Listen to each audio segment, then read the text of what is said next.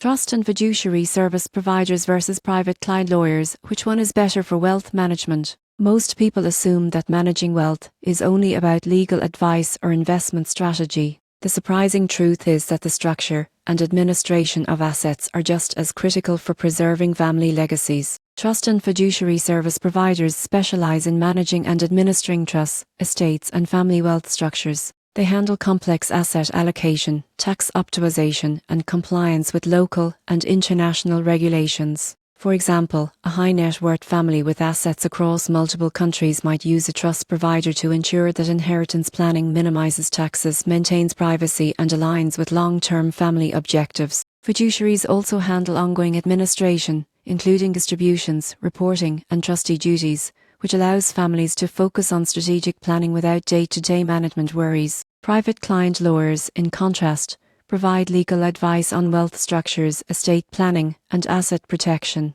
They draft wills, establish trusts, and advise on regulatory compliance. While indispensable for legal guidance, they may not offer hands-on administration or day-to-day management services that fiduciaries provide.